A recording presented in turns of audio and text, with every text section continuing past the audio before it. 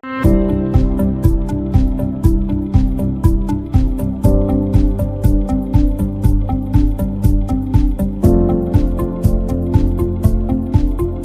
नमस्कार. जय नाथ. आपण चैतन्य पीठाच्या YouTube चॅनेलवरून आत्मसंवादी प्रबोधन मालिका गेल्या सुमारे 6 वर्षापासून नियमितपणे अखंडित प्रसारित करीत आहोत. या प्रबोधन मालिकेमध्ये आपले सद्गुरू आदरणीय बाबा महाराज आपल्याला वेगवेगळ्या बहुमोल अशा विषयांवर प्रबोधन करीत असतात. गेल्या सुमारे 84 पुष्पांपासून आदरणीय बाबा महाराज श्री दत्त पुराण याविषयी आपल्याला प्रबोधन करीत आहेत.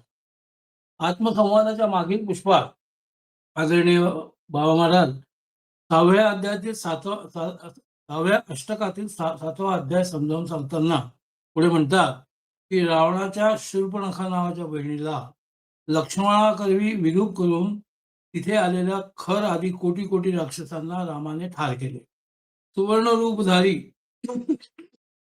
मारीचाचे सहाय्य घेऊन रावणाने यतिरूप घेऊन लक्ष्मणासह राम बरेच दूर गेले असताना सीतेचे अपहरण केले.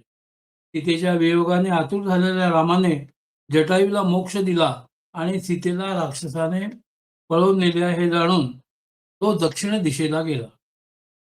कबंधाचे रक्षण करणाऱ्या शबरीने पूजलेल्या रामाचे मारुतीच्या सांगण्यावरून सुग्रीवाशी मैत्री केली आणि सुग्रीवाच्या पत्नी पळवणाऱ्या वालीला त्यांनी ठार केले.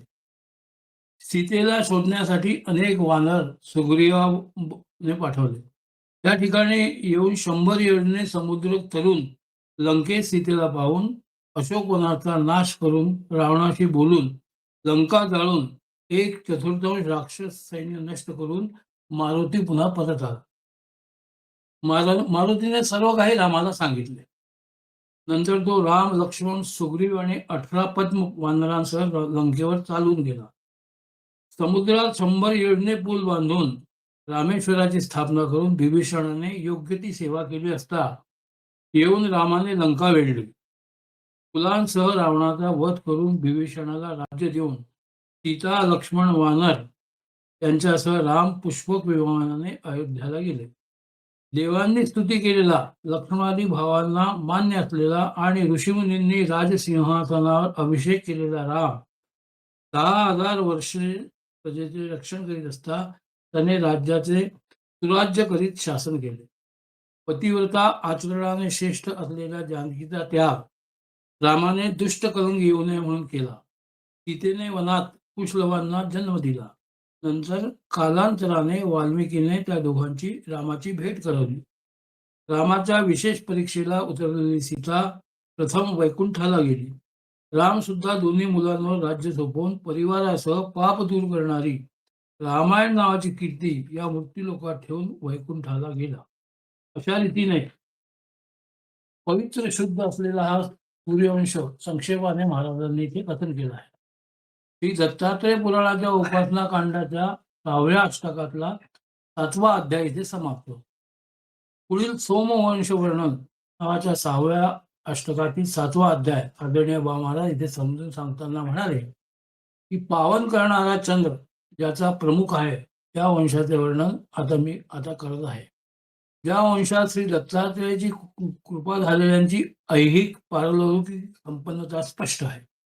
या वंशातच भगवान श्रीकृष्ण कलांसह उत्पन्न झाला आणि विजयी कीर्तिशाली अनेक राजश्री झाले. विष्णूपासून ब्रह्मदेव, त्याच्यापासून अत्री, त्याचा पुत्र चंद्र, त्याला गुरुपत्नीपासून बुध, त्याला इला नावाच्या भार्येपासून झाले. पुरुरवा झाला. तो भरत मुनींच्या शापामुळे पृथ्वीवर असलेल्या उर्वशीच्या ठिकाणी रममाण झाला.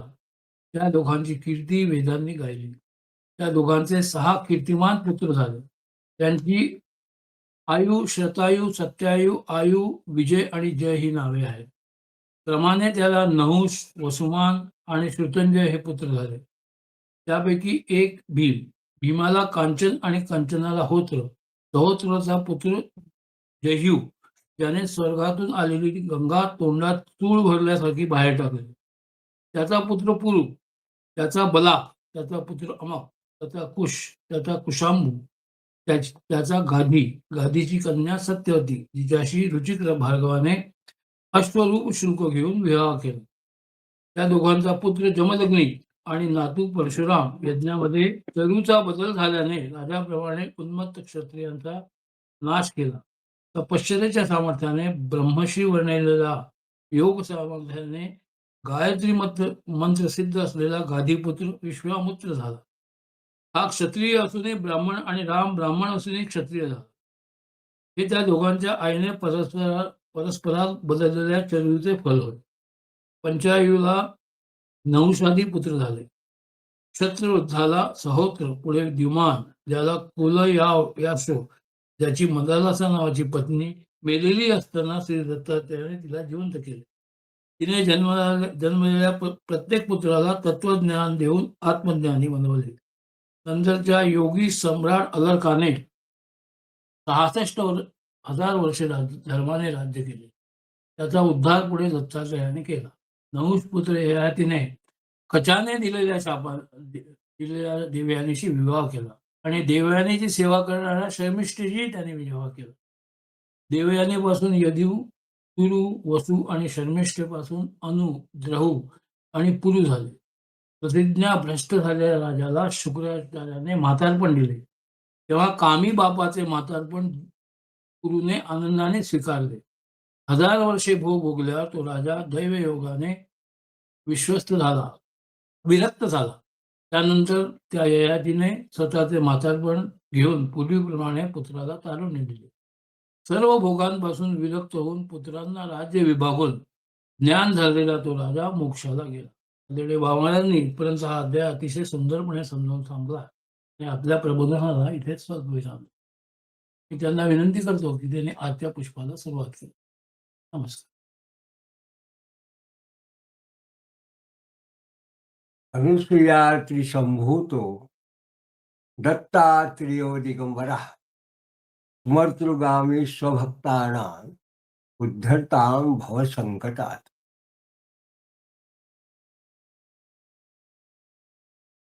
यंदा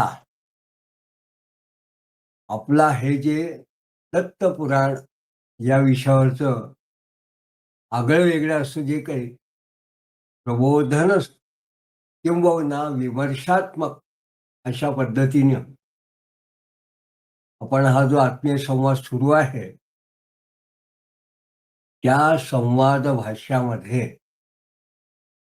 आत्तापर्यंत अनेक विषय येऊन गेले. मधून मधून आपण काही विशिष्ट ठराविक पुष्पानंतर एक वेगळ्या पद्धतीचा आढावा घेण्याचा प्रयत्न करतो.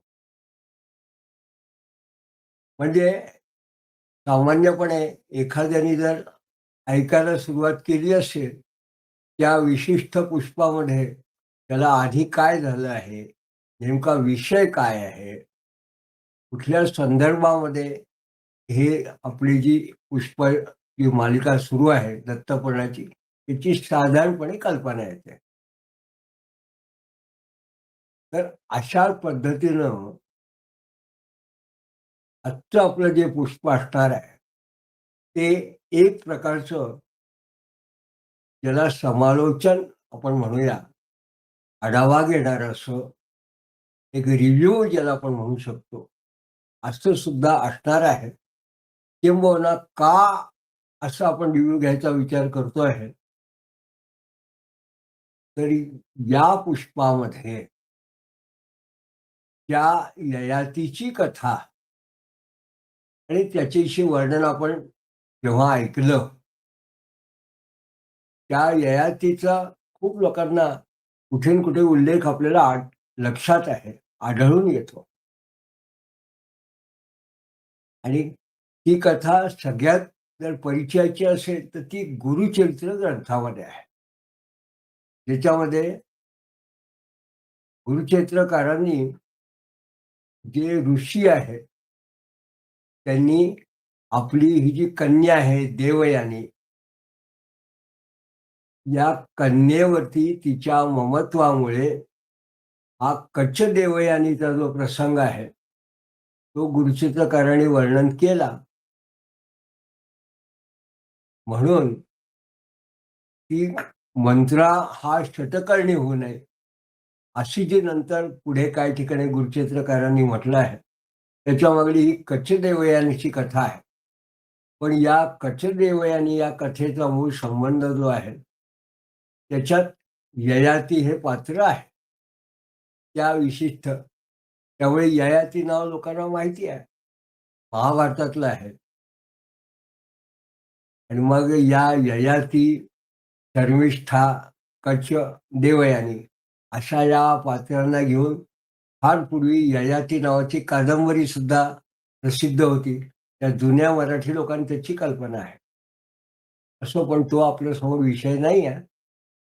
पण या विशिष्ट श्लोकावरती जेव्हा मागल्या पुष्पामध्ये आपण विश्राम घेतला, प्रत्येक पुष्पात काही ठराविक श्लोक जेव्हा आपण घेतो, तेव्हा एखादं जे विश्रामाचा आपला जो श्लोक असेल, त्या श्लोकावरती आपण विश्राम घेतला. त्या श्लोकामध्ये जेव्हा दत्तपुराणकारांनी असं म्हटलं, की भार्गव्ये प्राहा जगाथां तत्रायं श्लोक उत्तमाः मात्रा स्वस्त्रा दुहित्रा वाना विभक्ता सनो भवेत. बलवान इंद्रियग्रामो विद्वानसम अपि कर्षति स्वाम जरा पुनरादाय पूर्ववत द्वयो पर्यत. म्हणजे हा जो राजा आहे,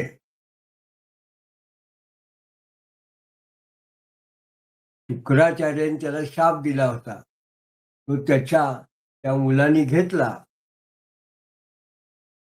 आणि मग तो पुन्हा जो त्याला जेव्हा शाप त्याला पश्चात्ताप झाल्यानंतर व ते त्यांनी म्हातारपण जे होतं ते जेव्हा त्याला प्राप्त झालं, त्या संदर्भामध्ये हे एक जणू सुभाषित पद्धतीने दत्तपुराणकारांनी म्हटलं या कथेच्या अनुषंगाने,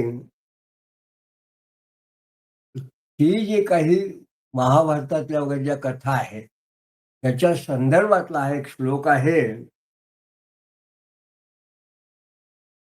की जरी एखाद्या व्यक्ती, संदर्भ असा आहे, आई, बहीण आणि मुलगी यांचा परस्पर अन्वयी असा संबंध वेगळा असतो कुठल्याही व्यक्तीचा.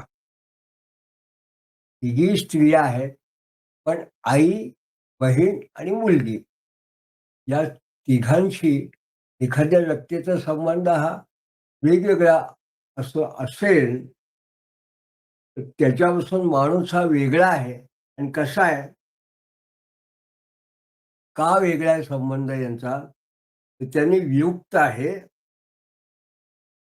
पण यांना जर सोडलं तर अन्यत्र एखादा माणूस जर वैषयिक भावना अशी ठेवून जर जगत असला, तर त्याच्या संदर्भात असं म्हटलंय, बलवान इंद्रियग्रामो विद्वांस अपि कर्षति. कितीही विद्वान असला, किती तपस्वी असला, योगी असला, तर बलवान असलेला हा इंद्रियांचा जो समूह आहे, तो त्याला विशिष्ट पद्धतीने जणू काही या अशा मार्गाकडे वळवतो, त्याला वैश्विक भावनेकडे वळवतो. म्हणून जणू काही हा इंद्रिय समूह त्याला आकृष्ट करतो, असं त्यांनी जणू काही सुभाषिताने सांगितलं, एक प्रकारचा उपदेश दिला. आणि हा उपदेश हा पश्चात्तापानंतरचा आहे. की एखादा माणूस किती बलवान असला, किती विद्वान असला, किती ज्ञान असलं, तरी इंद्रिय त्याला जेव्हा आकृष्ट करतात, तेव्हा तो अशा पद्धतीने विषयांच्या आहारी जातो. पण जेव्हा खऱ्या अर्थाने त्याला पश्चात्ताप होतो, तसा ययातीला झाला. मग त्यांनी आपलं म्हातारपण, जो शाप होता तो त्यांनी स्वतः घेतला.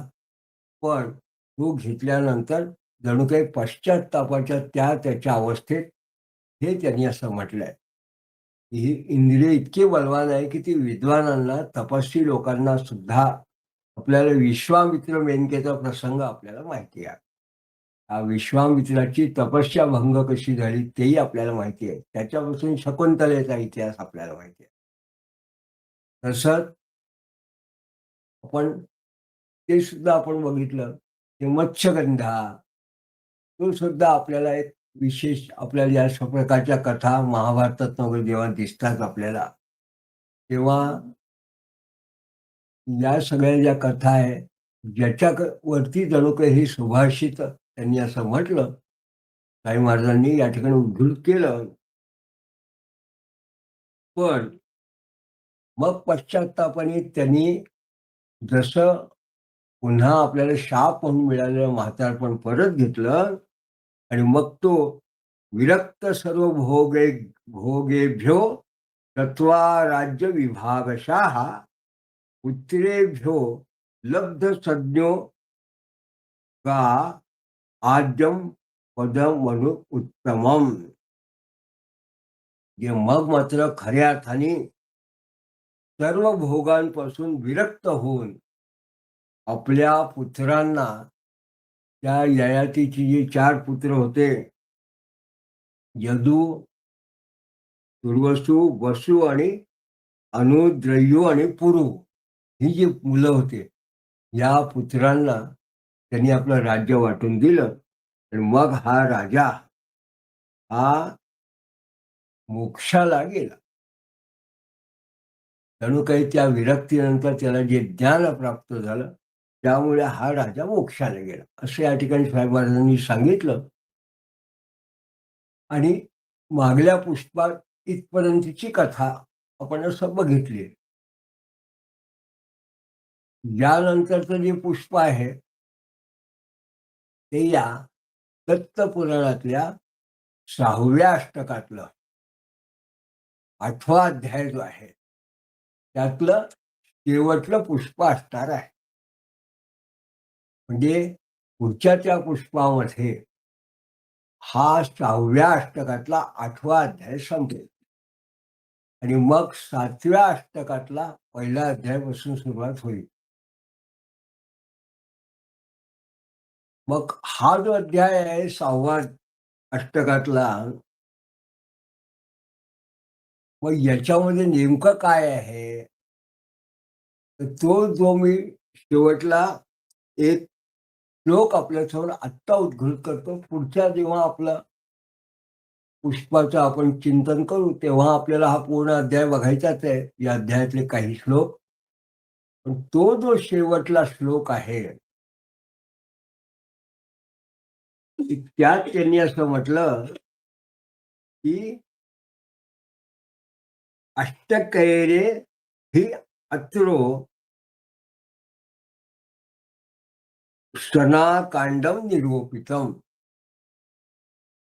प्रियात भक्ती प्रियो अनेन भक्तिगम्यस्त्रधीश्वर.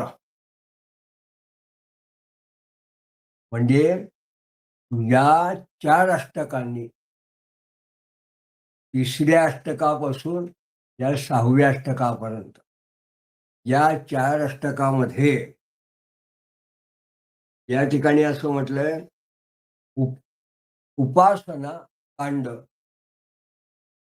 अत्रो सना कांडम निरूपितम. ही यात उपासना कांड सांगितलं त्यांनी. आणि याच्यात विशेष पद्धतीने जो कोणी अभ्यास करतो या 4 विशिष्ट अष्टकांचा, त्याने भक्तिप्रिय असा जो भगवान आहे, त्रिदीश्वर म्हणजे भगवान दत्तात्रय,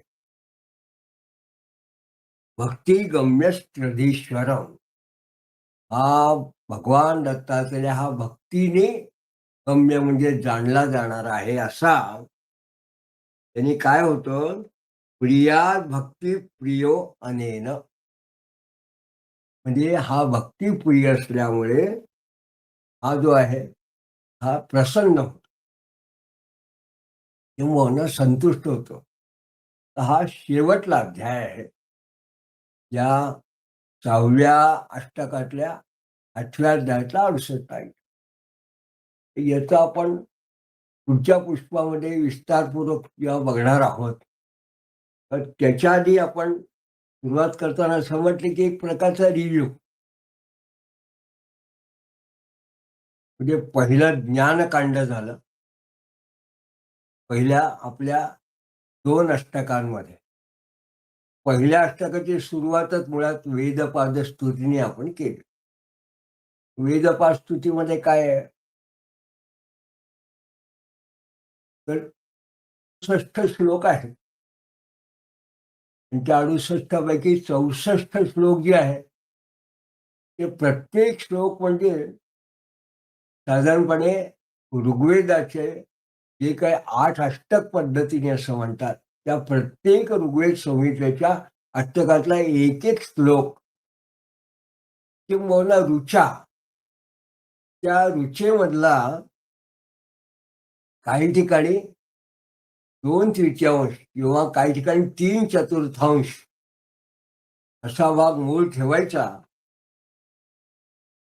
आणि त्यातला शेवटला किंवा 2-4 शब्दात असा फरक करायचा, की ती मूळ ऋचा जी आहे, ती श्लोकामध्ये भगवान दत्तात्रेयाचं वर्णन करणारी, त्याची स्तुती करणारी होईल.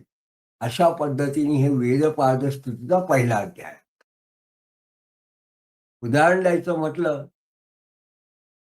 तर ऋग्वेद संहितेचा पहिला जो अष्टक आहे, कारण तिथे 2 आहे. त्याचं मंडल अशी गणना करतात आणि अष्टक पद्धतीने अध्यायुक्त अशी सुद्धा करतात. मग 8 अष्टकातले 64 अध्याय आणि मग त्याची त्या पद्धतीने ऋग्वेद संहितेच्या 10,500 पेक्षा ज्या ऋचा आहेत, 10,000च्या ऋचा, त्यातली पहिली जी ऋचा आहे, ती ऋचा आहे अग्निमिळे पुरोहितम यज्ञस्य त्वां देवऋतिजं होतारं रत्नधात. या ठिकाणी दत्तपुराणाची जेव्हा आपण सुरुवात केली, पहिला श्लोक म्हटला, तेव्हा असं लक्षात आलं की ही ऋचा आहे. त्यातले काही शब्द तसेच आहेत. आणि नेमका काही शब्द बदलल्यामुळे त्याचा अर्थ काय निघाला? त्याचा अर्थ भगवान दत्तात्रेयांच्या स्तुती फरक असा निघाला. म्हणजे तो श्लोक काय आहे? अग्निमिळे परम दैवम यज्ञश्च त्वां त्यधीश्वरम. मूळ ऋग्वेदाची ऋचा काय आहे? अग्निमिळे पुरोहितम यज्ञस्य त्वां देव ऋत्विजम. या ठिकाणी आपल्या लक्षात येईल काय बदलले? शब्द बदलले. अग्निमिळे पुरोहितम याचा अर्थ अग्नी हा त्या देवांकडे अविष्य भक्ष्य जे असेल ते आपण जे यज्ञात टाकतो ते घेऊन जाणारा पुरोहित आहे, असा त्याचा अर्थ होतो. या ठिकाणी महाराजांनी काय केलं? अग्निमिळे परमदेवा. हा अग्नी हा परमदेव आहे. आणि कसा आहे? यज्ञश्च त्वां त्रधीश्वरम. या यज्ञातला त्रधीश्वर आहे. या एकाच रुचेवरती जर आपण चिंतन केलं, त्रधीश्वर म्हणजे दत्त, म्हणजे हा दत्तात्रेय हा यज्ञाच्या ठिकाणी अग्नी आहे. एखाद्याने विचार केला की यज्ञाच्या ठिकाणी असा जर अग्नी आहे, तर हा कसा असू शकतो? तर आपण जर आपल्या शरीराकडे जर बघितलं, तर आपल्या शरीरामध्ये 3 जे आहेत, कफ, वात, पित्त, या ठिकाणी कफाग्नी, वाताग्नी, पित्ताग्नी अशा 3 प्रकारच्या अग्नी आहेत. या 3 प्रकारचे अग्नी मिळून आपल्या ठिकाणी जे तेज आहे, ऊर्जा आहे, तो म्हणजे प्रदत्त ऊर्जा, अवकाशातनं प्राप्त झालेली अशी ऊर्जा म्हणजे दत्त. आणि आपण जे काही राहतो, जेवतो, खातो, त्याला असं म्हणतं की जठराग्नी होम. हा कायम अग्निहोत्र जणू काही शरीरामध्ये चालूच असतं. म्हणून त्याला जठराग्नी होम असं आपल्या ठिकाणी म्हटलंय. म्हणजे शरीरामध्ये जणू एक प्रकारचा कायम यज्ञ सुरू आहे. त्यामुळे त्यांनी अग्नी उत्पन्न होतो आहे. त्या ठिकाणी या 3 प्रकारचे अग्नी उत्पन्न होतात ते वाताग्नी, कफाग्नी, पित्ताग्नी. त्याच्यामुळे आपलं शरीर सुरू आहे, चालू आहे. हे करविणारा भगवान दत्तात्रय आहे. जे मूळ ऋग्वेदाच्या एका ऋचेचा अर्थ पहिला आणि महाराजांनी समोर आणलेला अर्थ. याच्यावर मग महाराजांनी स्वर अनुमोदिनी अशी टीका लिहिली. मग अशा 64 अध्यायातला एक एक ऋचा घेतली त्यांनी. त्याच्यावर त्यांनी ज्या काही श्लोकांची रचना केली त्या सगळ्याचा त्यांनी या पद्धतीने त्यांनी विन्यास केला. पुढच्या 4 श्लोकात काय, तर 3 श्लोकात त्यांनी मग बाकीच्या 3 वेदांच्या ऋचा घेतल्या. अग्नम आयाही वितये तो घेतला. शन्नो देवी रविष्टय अशी त्यांनी घेतली.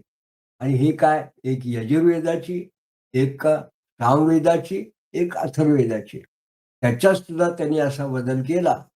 अशा 67 ऋचा करून 68वी जी ऋचा आहे त्याचं विशेष म्हणजे उपनिषदातली जी महावाक्य आहे त्याचा सारांश स्वरूपामध्ये त्यांनी त्याच्यामध्ये अर्थविषद केला. अशा पद्धतीनं महाराजांनी पहिल्याच दत्तपुराणाच्या अध्यायामध्ये त्याला वेदपाद स्तुती असं म्हटलं आहे. त्याच्यामध्ये हा ग्रंथ कुठल्या विशिष्ट तोलाचा आहे, याचं वैशिष्ट्य काय आहे, आणि असा हा भगवान दत्तात्रेयावरचा दत्तपुराण हा जो ग्रंथ आहे पहिला याचं वेदांच्या अध्ययनापासून तर पुढे यात कसे कसे विषय येतात हे नंतर पाहण्याची माणसाला जणू काही उत्सुकता असावी. मग त्यांनी वेगळ्या पद्धतीने याची सुरुवात केली. पहिला अध्याय पाहिल्यानंतर मग आपण म्हटलं की मगाजी म्हटले की 4 अष्टक 3 पासून 3, 4, 5, 6 हे 4 अष्टक उपासना कांड आहे. त्याच्या आधीचे 2 अष्टक जे आहेत ते ज्ञानकांड आहे. ज्ञानकांडामध्ये काय आहे, तर त्यांनी दुसऱ्या अध्यायापासून जेव्हा भगवान दत्तात्रेयाचं वर्णन करायला सुरुवात केली, या दत्तात्रेयाची महती कशी सांगायची, त्या भगवान दत्तात्रेयाची महती सांगताना त्यांनी सगळ्या देवांपासून भगवान दत्तात्रेय वेगळे कसे आहेत किंवा श्रेष्ठ कसे आहेत हेही त्यांनी सांगितलं. पुढे वेदांती लोकांनी षड्दर्शन जे आहे त्याच्यामध्ये अद्वैत दर्शन जे शंकराचार्य परंपरेने चालतं ते कसं महत्वाचं आहे तेही त्यांनी दर्शन सांगितलं. मग पूजाविधी सांगितली, मग मंत्रशास्त्राविषयी महात्म्य सांगितलं, आणि कुठल्या ना कुठल्या निमित्ताने ज्या ज्या काही कथा आल्या त्या आपण जशा पाहिल्या त्यात फक्त जर बोटावर मोजण्यात जरी आपल्या लक्षात असल्या तरी आपल्याला एक गोष्ट महत्वाची अशी लक्षात येईल त्याच्यामध्ये की त्यांनी म्हणजे स्वामी महाराजांनी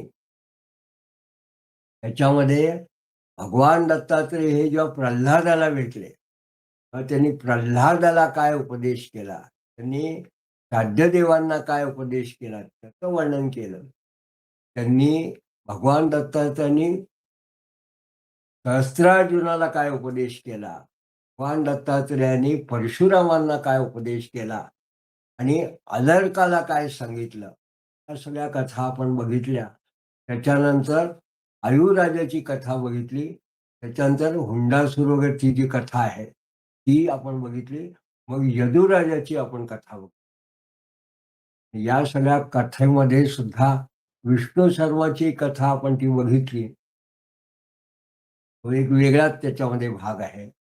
हे सगळं चालू असताना आपण मग असं बघितलं त्यात मंत्रशास्त्राविषयी माहिती पाहिली. आपण मंत्र तयार कसा करायचा असं एक अद्भुत त्यांनी मंत्र आपण म्हणतो कुठेतरी वाचतो कुठल्या तरी ऋषीने तयार केलेला आहे, पण स्वतः करता आपण आपली उपास्य देवता ठरवून त्या पद्धतीने स्वतःचा मंत्र कसा तयार करायचा अशी एक आगळी-वेगळी त्यांनी त्यात संकल्पना जेव्हा मांडली आणि ते जणू काही स्वतंत्र शास्त्र, मंत्रशास्त्र तयार करण्याचं हे त्यांनी सांगितलं. मग सहस्त्रार्जुन असो, अलर्का असो किंवा अन्य त्यांचे शिष्य असो, त्यांच्या निमित्ताने सुरुवात करताना जणू काही भगवान दत्तात्रेयाचा जन्म याच्याविषयी ज्या कथा आहे, त्यापेक्षा वेगळी अशी त्यांनी कथा सांगितली. पण आपल्याला गुरुक्षेत्राचीच कथा माहिती आहे. पण ही त्यांनी वेगळी अशी कथा सांगितली, ती आपण बघितली.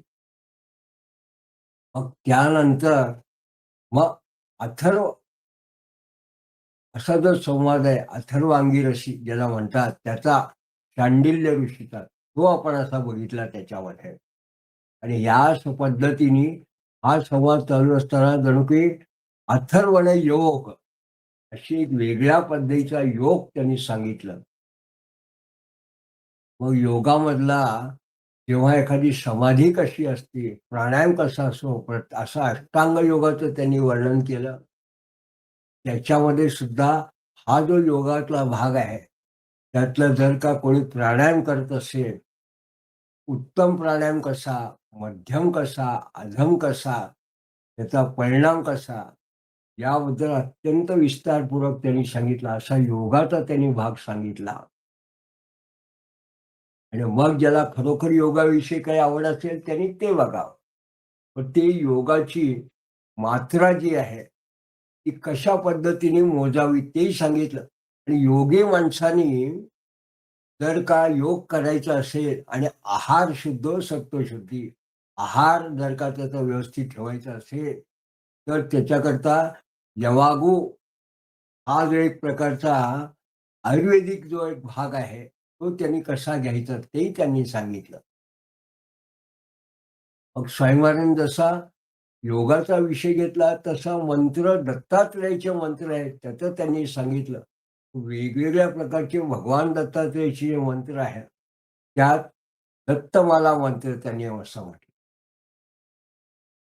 हे माझ्या वैविध्यपूर्ण काही काही जे ग्रंथ जेव्हा महाराजांच्या या निमित्ताने बघितले, मला असं लक्षात आलं, की हे जे काही महाराजांनी सांगितलेलं आहे, हे दत्तात्रेय पूर्व तापिनी उपनिषद आणि दत्तात्रेय उत्तर तापिनी उपनिषद अशी 2 उपनिषद आहे. एक शांडिल्य उपनिषद आहे. ही जी महत्वाची अशी 3 उपनिषद आहे, ते जणू काही महाराजांना अगदी मुखोद्गत असतील, केव्हाही नुसतं 24 तास जणू काही त्यांच्या लक्षातच असेल, स्मरणात असेल, अशा पद्धतीने त्यांनी एक टाकी अशा पद्धतीने त्या दत्ताचं वर्णन करताना दत्तमाला मंत्र वगैरे त्यात त्यांनी लिहिलेला आहे. म्हणून आपल्याला एकीकडे जशा पुराणातल्या कथा आहेत, एकीकडे वेदांच्या ऋचा आहेत, तर एकीकडे ही उपनिषद जी सर्वसामान्यांना माहिती नाही, अशी दत्तात्रेय पूर्वतापिनी, उत्तरतापिनी अशी उपनिषद ही त्यांनी सांगितली. अथर्ववेदातला काही भाग त्यांनी सांगितला. आणि हे सगळं जेव्हा ते सांगतात, तेव्हा मग मला हळूहळू असं लक्षात आलं, की त्या पद्धतीने या कथा एक सुसंबद्ध अशा पद्धतीने जर का एकामागोमाग येतात आहे, तर जे दत्तपुराणामध्ये अशा सगळ्या कथा एका ठिकाणी कुठे मिळत नाही. अष्टादश पुराणात नाही आहे. अष्टादश उपपुराणात या पद्धतीने कुठे सिक्वेन्स नाही दत्तात्रेयाचा. तर स्वामी महाराजांनी नेमका या पद्धतीने बघितलं कसं? आणि अनेक वर्षाच्या संशोधनानंतर मला असं लक्षात आलं, की मार्कंडेय पुराणामध्ये हा सिक्वेन्स मिळतो. मार्कंडेय पुराणाने त्यांनी मार्कंडेय ऋषींनी दुर्गा सप्तशतीचंही लेखन केलं. अन्य सुद्धा बऱ्याच गोष्टीचं त्यांनी वर्णन केलं. पण भगवान दत्तात्रेयाचा विशिष्ट सिक्वेन्स या पद्धतीने सहस्त्रार्जुन आणि अलर्क, कार्तिवीर्यार्जुन आणि मदालसा, अलर्क वगैरे यांच्या कथा या पद्धतीने सांगितल्या. आणि त्याच्यामध्ये काही ठिकाणी योगाचं आणि अलर्काला जे काही वर्णन त्यांनी केलं, कुठलं वर्णन? तर स्वप्नाचं जे शास्त्र आहे, की असं स्वप्न पडलं तर 6 महिन्यांनी मृत्यूसूचक अशी स्वप्न. मग असं स्वप्न पडलं तर इतक्या दिवसांनी, असा एक वेगळा विषय त्यांनी मांडला. तर हा जसा त्यांनी घेतला, मग लक्षात आलं की मार्कंडेय पुराणे जे सांगितले ते अनर्कापर्यंत सांगितलं आहे. पुढचा भाग कशात आहे? पुढचा श्रीमद भागवतामध्ये आहे यदूचा. आणि मग हुंडा राक्षस वगैरे या कथा, या आणखीन तिसऱ्या त्या पुराणामध्ये. त्यातल्या काही कथा तर महाभारतामध्ये आहे. आयुराजाची कथा, नहुषाची कथा, हुंडा राक्षसाची कथा. आणि हे सगळं जेव्हा हळू आपण बघतो, तेव्हा आपल्याला बुद्धी स्तिमित याकरता होते, की इतकी पुराणं जी सहज लक्षात राहतात, ती म्हणजे मार्कंडेय पुराण, श्रीमद भागवत पुराण, महाभारताचं खंड असेल, तर काही उपनिषद, काही संहिता अशा जेव्हा लक्षात येतात, तर त्याच्यापुढे मग ह्याचं वंशानुचरित आपण बघतो आहोत. त्या मागल्या पुष्पामध्ये आपण जेव्हा बघितलं, की भगवान श्रीरामांचं चरित्र सुद्धा आपण बघितलं, पण त्याच्या आधीचं सूर्यवंश म्हणजे हे त्या वैवस्वत मनू, त्यापासून स्वयंभू मनूपासून आधी जे काही मन्वंतर आहे, त्याचं वर्णन, मग सर्ग प्रतिसर्ग यांचं वर्णन, कारण ही पुराणाची लक्षणं ती सांगावीच लागतात. पण त्याच्यानंतर ग्रहांचं वर्णन, एक प्रकारचा भूगोल तो सुद्धा त्यांनी सांगितला. आणि मग सर्ग प्रतिसर्गाचं मन्वंतर सांगितली. आणि मग वंश आणि वंशानुचरित या पद्धतीचं जेव्हा आपल्या मागल्या 2-3 अष्टकापासून आपण जेव्हा बघतो आहोत, हा आपल्याला असं लक्षात आलं, की या 2-3 अष्टात सूर्यवंशापासून सुरुवात केली त्यांनी.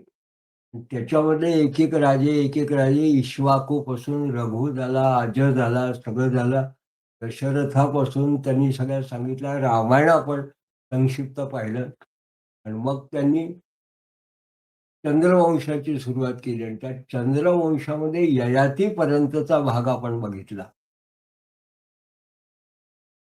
आणि मागल्या पुष्पापर्यंत आपण हा चंद्रवंशाचा विस्तार त्यांनी सांगितला. त्यात आपल्याला कळलं की किती राजे होऊन गेलेत वगैरे. आणि पुढल्या पुष्पामध्ये सुद्धा हा चंद्रवंशाचा जेव्हा आपण विस्तार बघणार आहोत, तर त्या चंद्रवंशामध्ये भगवान श्रीकृष्णांचा जन्म झाला. त्या भगवान श्रीकृष्णांचं सुद्धा संक्षेपाने वर्णन येणार आहे. आणि हे वर्णन पाहिल्यानंतर एखाद्या विद्वानाहून विद्वान असा जर का कोणी पुराणिक असेल, ग्रंथकार असेल, किंवा एखादा उत्तम असं साहित्यिक असेल, तर त्याला सुद्धा आश्चर्यजनक काय आहे, जे वंशानुचरित आणि कथा एखाद्या पुराणामध्ये 15-15, 20-20 अध्यायांमध्ये विस्तारपूर्वक सांगितलेल्या असतात. भागवतामध्ये तर दशमस्कंदात 100 अध्याय भगवान श्रीकृष्णाची कथा आहे. आणि भगवान कृष्णाचं चरित्रच आहे ते. नंतर 11 स्कंदामध्ये कृष्ण निर्वाण आहे. 9व्या स्कंदामध्ये भगवान श्रीरामांची कथा येते, तेव्हा संपूर्ण स्कंदाचे अध्यायचे अध्याय हे जणू काही रामायणावरती आहे. मग समग्र रामायण जर आपण बघितलं, मूळ सूर्यवंश हा 9वा स्कंद, चंद्रवंश हा 10म स्कंद 100 अध्यायांचा, आणि मग एकादश हे पुढचा जो भाग आहे तो नंतरचा 12 स्कंदात. तर एवढा फक्त भागवताचा विस्तार ज्या वर्णनाचा, त्या समग्र राजांची नावं आणि त्यांचा विस्तार हा महाराजांनी फक्त 2 आणि 3 अध्यायांमध्ये जेव्हा आपल्या समोर ठेवला. आणि अशा पद्धतीने की कुठेही ते असंबद्ध नाही, त्याची सुसूत्रता जी आहे बरोबर त्याच्यामध्ये टिकून आहे. की सहज एखादा म्हणून बोलता बोलता जेव्हा वंशावळ सांगतो त्या पद्धतीने या 25-25, 40-40 अध्यायामधली जी राजांची नावं कथा आहे ती महाराज सहजपणे आपल्यासमोर सांगतात. आणि हे सगळ्यात विशेष काय आहे, हे दत्तपुराण जेव्हा स्वामी महाराजांनी ब्रह्मावर्ताला लिहिलं तेव्हा स्वामी महाराजांच्या दैनंदिनी जी त्यांची होती, त्यांची पद्धत लेखनाची किंवा आचार धर्म त्यात काही बदल केलेला नव्हता. त्यांची 3 घडी भिक्षा मागणं, कायम प्रातः त्यांचे जे सांगणं, संध्याकाळी प्रवचन करणं, जेवढी मिळेल तेवढी विश्रांती, मध्ये अतिसार किंवा असा काही त्रास झाला, तर जितक्या वेळ जर का बहिर्दिशेला जायचं असेल, तितक्या वेळ थेट गंगेवर जाऊन स्नान करणं. हे सगळं करून त्यांनी एकटाकी अशा पद्धतीने या ग्रंथाची रचना केली. तेव्हा आज लायब्ररीत बसून एखाद्याने महाभारत बघून जर करायचं म्हटलं, श्लोकबद्ध पद्धतीने टीका लिहायची म्हटलं, त्याला वर्षोनवर्ष लागून जातील. आणि मग किती दिवस नुसतं लायब्ररीत बसावं लागेल, ग्रंथ पाहिजे ते सांगता येणार नाही. पण त्या ठिकाणी आचार संन्यास धर्म जो आहे त्याचं पूर्ण पालन करून, नियमाचं पालन करून ते जे लिहित गेले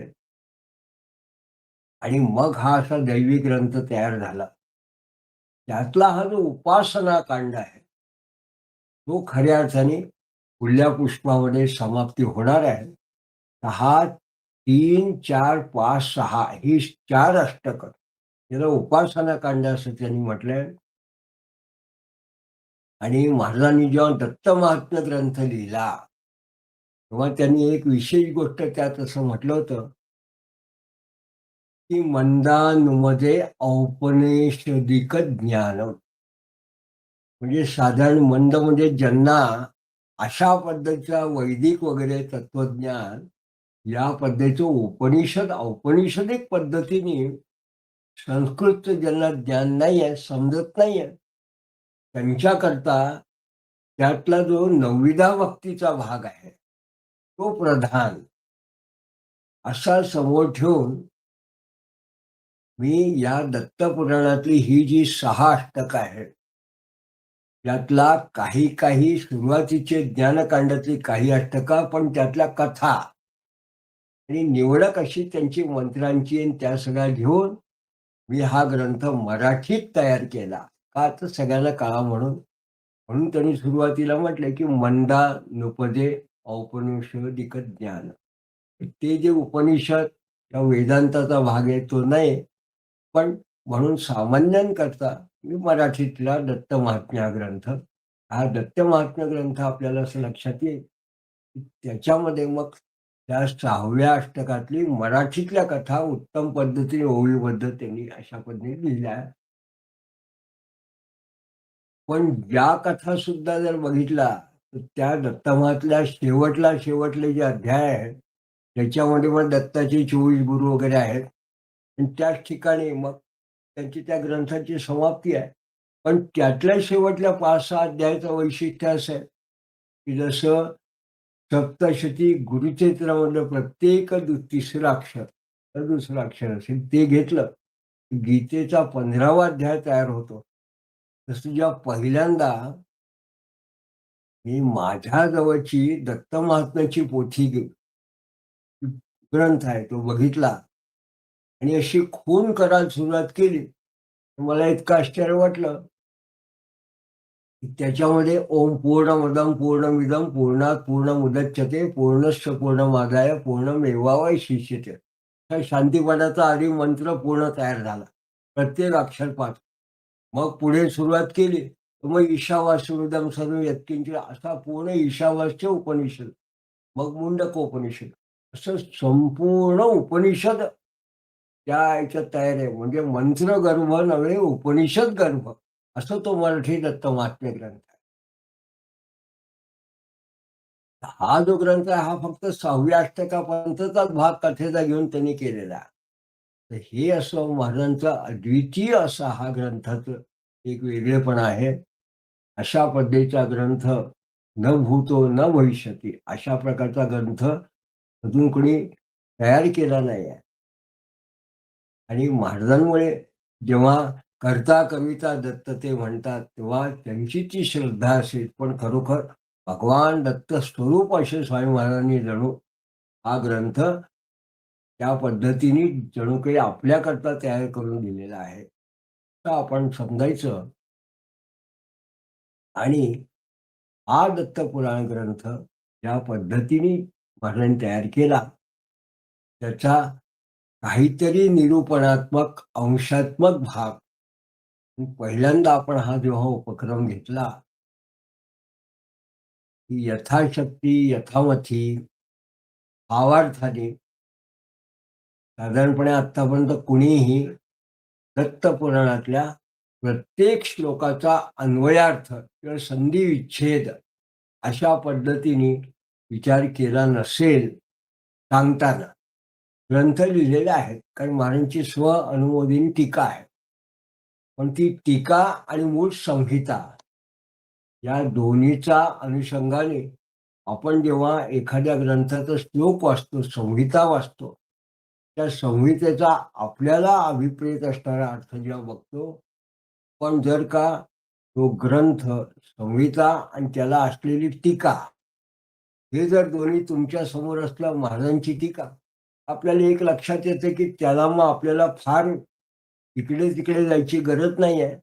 त्यातनं काय नवीन आपल्याला त्याच्यावरती भाष्य करण्याची गरज नाही. फक्त तेवढं स्वामी महाराजांचं काय सांगायचं तेवढं अभिलक्षित झालं. म्हणून आपण स्वामी महाराजांची मूळ संहिता, त्याचा जो काही त्याच्यावरती त्यांचं स्वतःचं भाष्य संहितेवरती ते घेऊन अनेक वेळा सुरुवातीपासून महाराजांचा हा जो मूळ ग्रंथ आहे दत्तपुराण, याच्यावरती स्वअनुमोदिनी टीका जी नारेश्वर संस्थांनी प्रकाशित केलेली आहे, ही संहिता समोर ठेवून आत्तापर्यंत आपण या पद्धतीने मूळ रुचेवरून आपण श्लोकावरून आत्तापर्यंत आपण भाष्य केलं. आणि ही केवळ आणि केवळ स्वामी महाराजांचीच कृपा आहे असं आपण समजूया, की आता पुढल्या पुष्पामध्ये आपण या 6व्या अष्टकातल्या जे उपासना कांडाच्या शेवटल्या भागापर्यंत आपण पोचतो आहोत. मघा सुरुवात केली तेव्हा शेवटल्या अष्टकातला, म्हणजे 6व्या अष्टकातला शेवटला श्लोक मी म्हटला होता, पण फक्त संदर्भ म्हणून तो सांगतो पुन्हा एक दुसरा श्लोक. आणि आजचा हा आपलं चिंतन या ठिकाणी रिव्ह्यू आपण ज्याला म्हणतो ते आपण थांबवणार आहोत. त्यात स्वामी महाराज असं म्हणतात,